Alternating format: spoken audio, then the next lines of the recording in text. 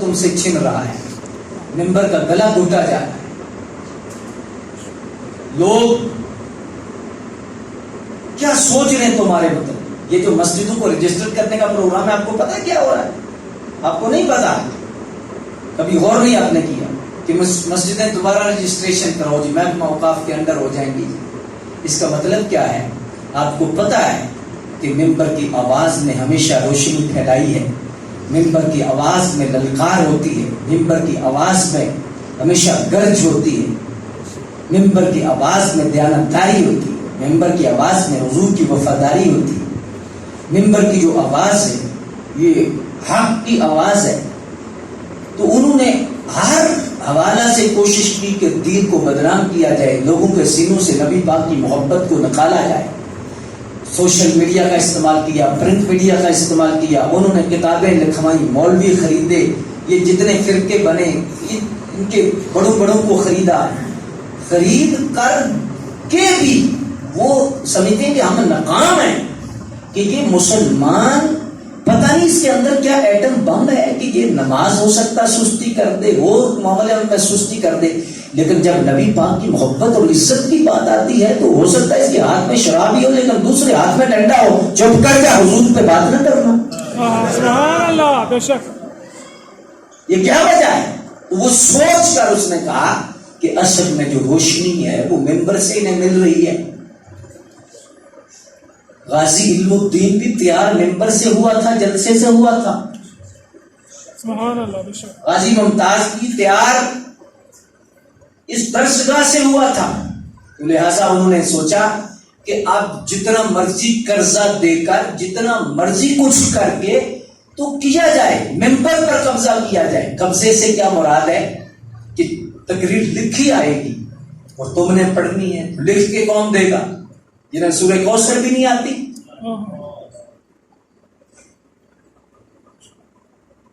وہ ہمارے بزرگوں نے بڑی خوبصورت بات کی اور پہلے بھی فیصلہ کیا.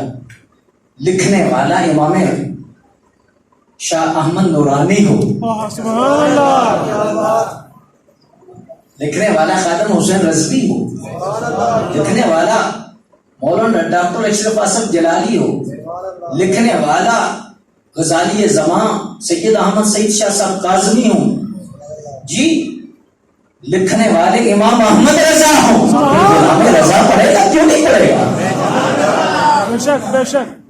کیوں نہیں بول؟ ہم ممبر پہ ضرور پڑھیں گے، لیکن لکھنے والے وہ ہوں جنہیں سورہ کوثر بھی نہیں آتی تو کیا لکھ کے ہمیں دیں گے اور ہم ان کے مطابق بولیں گے؟ یہ بات لکھ لو کہ آخری خون کا قطرہ بھی کسی کی غلامی نہیں کر سکتا، یہ حضور کی غلامی کے لیے، سرکار کی غلامی. بس یہ بک نہیں سکتا، یہ بکا ہوا ہے. جو پہلے بکا ہوا ہے، جسے اللہ نے خریدا ہے، جسے رسول اللہ نے خریدا ہوا ہے، سبحان اللہ. وہ کیسے بک سکتا ہے؟ اللہ اکبر. مولانا شاہ احمد نورانی رحمۃ اللہ تعالی علیہ مرزئی جب یہ 1974 کے اندر یہ قرارداد جب پیش ہوئی اور اختتام کو پہنچنے لگی تو کچھ مرزئی رات کے اندھیرے میں نورانی صاحب کی بلا کے دروازے کو کھٹکا دے. انہوں نے کھٹکایا، رات گزر چکی تھی، آدھی رات کا وقت تھا. خیر حضرت ملنے آئے، جی بیٹھیے. کہا یہ صندوق ہے. اس وقت کروڑ روپیہ کو تھوڑا تھا. یہ پیسہ ہے. ہم یہ نہیں کہتے کہ مرزئیوں کو آپ کافر نہ کریں، بس اب لاہوری گروپ کو نکال دیں. مرزائیوں کا جو یار ہے غدار ہے، مرزائیوں کا جو یار ہے غدار ہے، مرزائیوں کا جو یار ہے. نورانی صاحب کی بلا نے پتہ کیا فرمایا؟ نورانی صاحب نے فرمایا بھائی یہ کیا ہے؟ یہ پیسے. آپ نے فرمایا بھی تم لیٹ ہو گئے، میرا سودا پہلے ہو گیا. اس سے زیادہ بھی کسی نے دیا ہے. کہا ٹھوکر مار کے کہا دوبارہ منہ نہ دکھانا، ورنہ یہ غلام نبی پاک کے بازار میں پہلے ہی بک چکا ہے. دفعہ ہو جا، نکل جاؤ ادھر سے. اللہ اکبر. یہ ان بزرگوں کی کوششوں کاوشیں. آج دین قائم ہے، اور یہ ہر دور میں ہوتا رہے انشاءاللہ۔ خزاں نہیں آئے گی، وقتی طور پر اگر کوئی محسوس بھی ہوگا، لیکن پھر اللہ کوئی ممتاز پیدا کر دے گا، کوئی دین پیدا کر دے گا، ایسا کوئی غازی پیدا ہو جائے گا، ایسا کوئی شیر پیدا ہو جائے گا۔ یہ اللہ تبارک و تعالیٰ کا اپنا قانون ہے، اس کی فطرت، انشاءاللہ اسے زنگ نہیں لگے گی۔ گرے گا اٹھے گا، گرے گا اٹھے گا، گرے گا اٹھے گا۔ وہ قرب قیامت کو جب جناب عیسیٰ تشریف لائیں گے، امام مہدی مصلی پہ ہوں گے، اور پھر حضرت عیسیٰ علیہ السلام حضرت امام مہدی کے پیچھے نماز پڑھیں گے۔ حضور نے فرمایا وہ تمہاری کیا شان ہوگی کہ اللہ کا نبی تمہارے پیچھے نماز پڑھے گا، اور عیسیٰ رسول اللہ ہونے کے باوجود اپنا کلمہ نہیں پڑھائیں گے، پڑھیں گے لا الہ الا اللہ محمد رسول اللہ، اور پوری دنیا پر مذہب اسلام کا جھنڈا بلند ہو جائے گا، اور ایک کافر بھی نہیں رہے گا، اور پھر پوری دنیا ختم ہو جائے گی۔ تو خلاصہ یہ نکلا کہ دین نے بلند رہنا ہے، ہونا ہے، اور اسی نے ہی بلند رہنا ہے۔ لیکن جن نے وفاداری کرنی ہے اللہ نے انہیں بھی بلند کر دے، اور جنہوں نے غداری کرنی ہے وہ وقتی ہو سکتا ہے چمک لے لیں، لیکن کیا ہوگا، ان کی نسلیں بھی ختم ہو جائیں گی، ان کے ظاہر اور باطن کو اللہ تباہ کر دے گا۔ لیکن اگر جو حضور سے وفاداری کرے گا، اگر ایک سپاہی بھی ہوگا اور پورا زمانہ اسے سیلوٹ کرے گا، یہ سچی بات ہے۔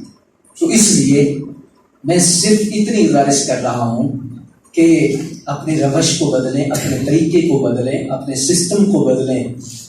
یہ نعت خوانوں کا جو جم کٹھا ہو کر تو گرجوں کی طرح آ کر تو جیسے گرجیں مردے پہ پڑتی ہیں تو آ کر پورا حملہ کر دیتے ہیں، یہ ان کا قصور نہیں، یہ ہمارا قصور ہے۔ سرکار کا عاشق نعت پڑھے، آگے نعت پڑھی جا رہی تھی، سبحان اللہ، ایسے بندے آ کر ایک دو نعت پڑھے، 1 گھنٹے کا بیان ہو جائے، بس اللہ اللہ خیر سب کیا خیال ہے؟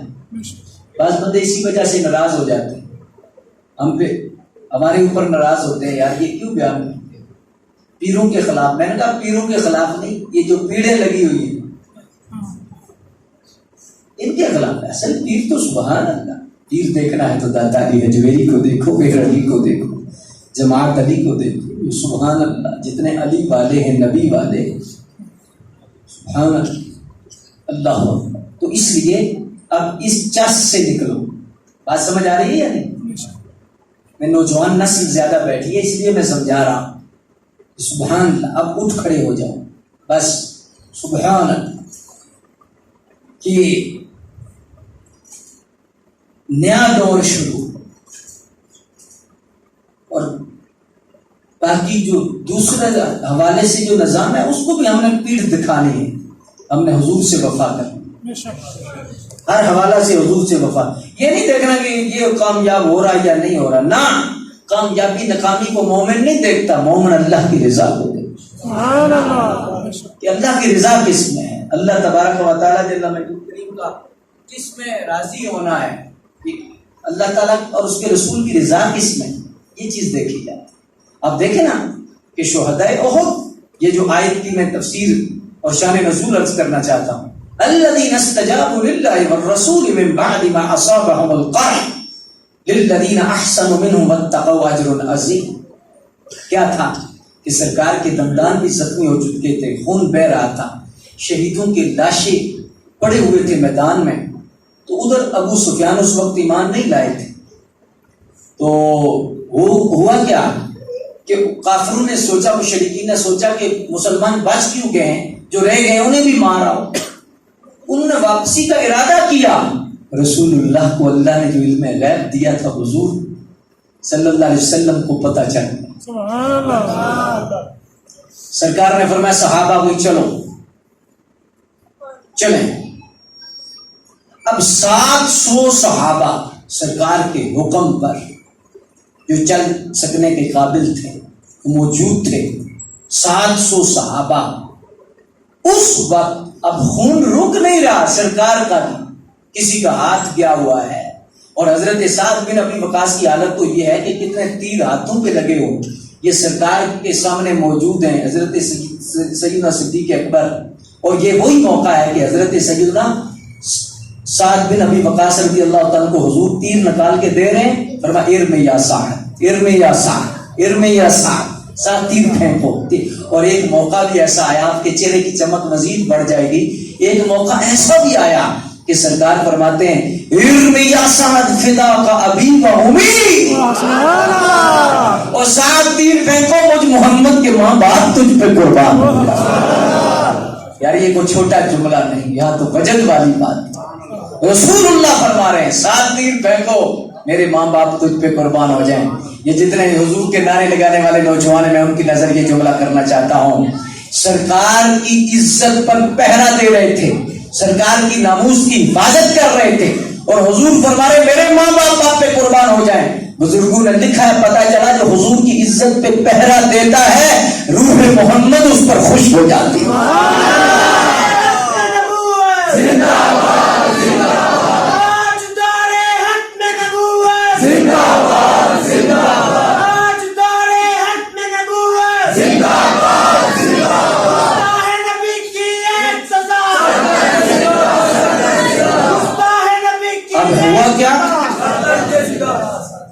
کہ ہاتھ کتنے زخمی ہیں، تیر کتنے لگے ہوئے ہیں، خون بہ رہا ہے، لاشیں پڑے ہوئے ہیں، اس وقت سرکار نے فرمایا چلو ان کا پیچھا کریں، چلو بھائی 700 صحابہ لبیک یا رسول اللہ، جیسے آپ کا حکم۔ 8 میل دور مدینہ شریف سے یہ قافلہ سرکار کی معیت میں گیا۔ اس وقت رب نے فرمایا جبریل ابھی جا، یہ آیت لے کے جا، الذین استجابوا للہ وللرسول، اللہ اکبر، فرمایا کہ وہ لوگ جو مشکل کی حالت میں، اور وہ لوگ جو فرمایا زخمی ہونے کے باوجود جنہوں نے اللہ اس کے رسول کی آواز پر لبیک کہا، الذین استجابوا للہ، فرمایا اللہ اس کے رسول صلی اللہ علیہ وسلم کی آواز پر جنہوں نے زخمی ہونے کے باوجود لبیک کہا، اس پاکیزہ جماعت کے لیے اللہ کے ہاں بہت اجر۔ صرف اشارہ کروں گا، درے سے نیچے اترنے والے بھی کچھ صحابہ ایسے تھے جو اس جماعت میں شامل تھے۔ اب کیا کہو گے؟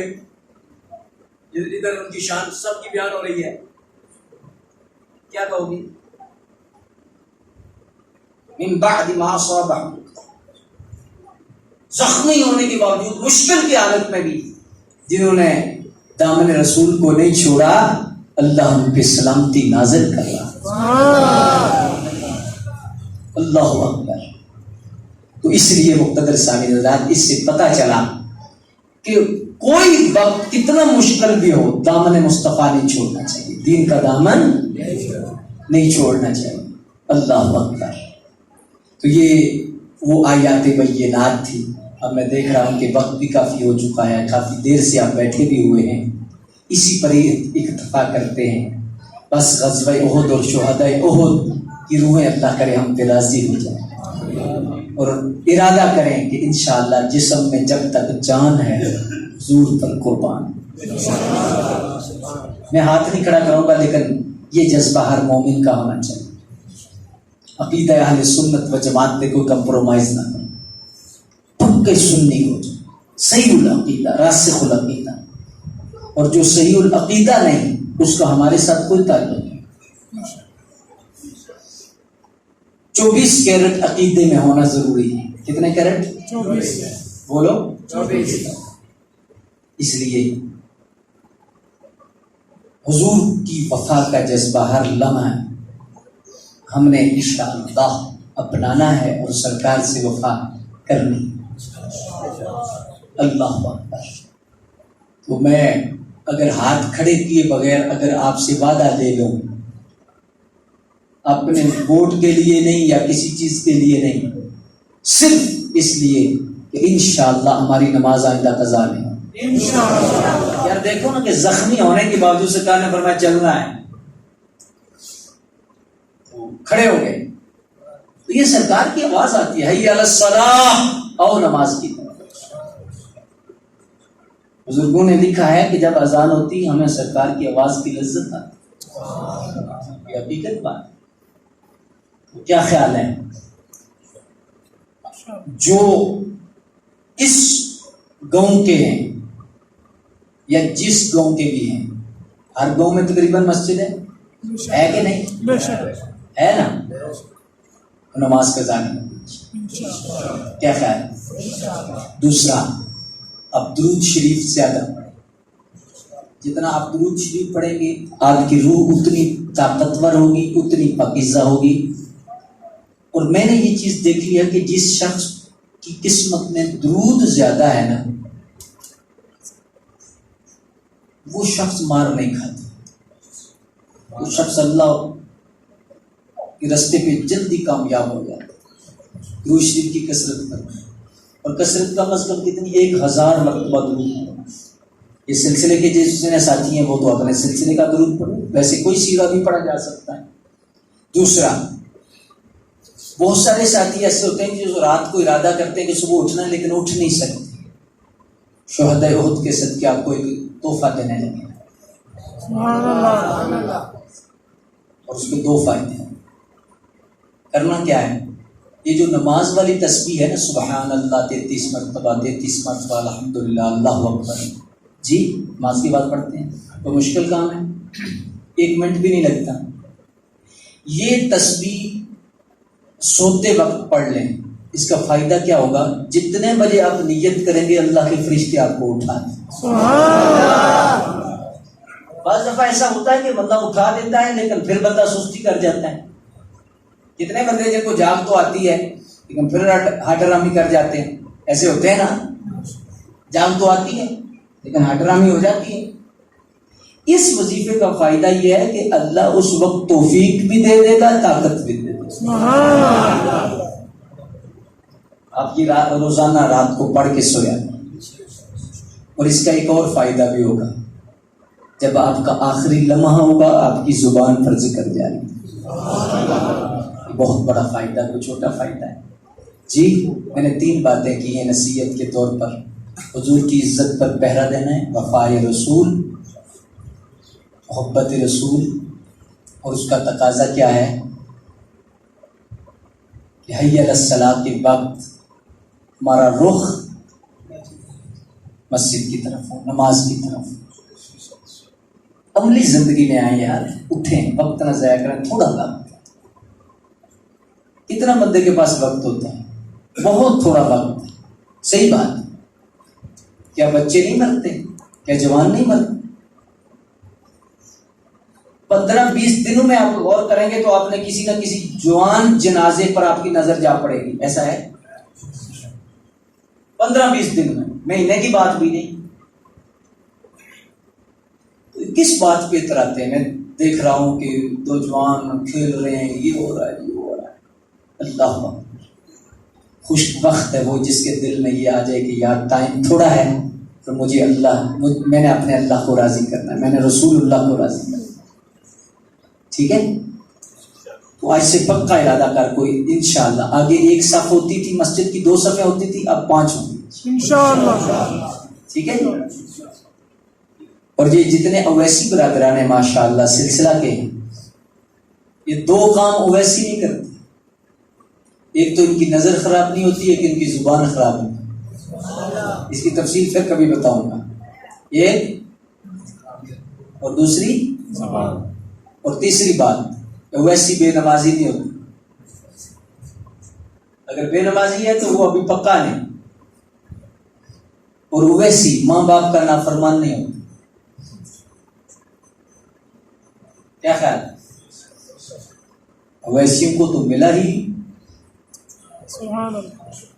اس در سے، اس لیے اٹھیں، کوشش کریں، یہ سستیاں چھوڑیں۔ اللہ پاک ہمارا حامی و ناصر ہو اور ہمیں صحیح معنوں میں نبی رحمت صلی اللہ علیہ وآلہ وسلم کی عزت و حرمت پر پہرا دینے کی توفیق عطا فرمائے. 11 بج کر میرا خیال ہے 51 منٹ ہو چکے ہیں. ایسے ہی اب تھوڑا سا ذکر کرنا ہے، پھر اس کے بعد انشاءاللہ دعا کریں گے. یہ بہاریں اسی طرح رہیں انشاءاللہ. لا الہ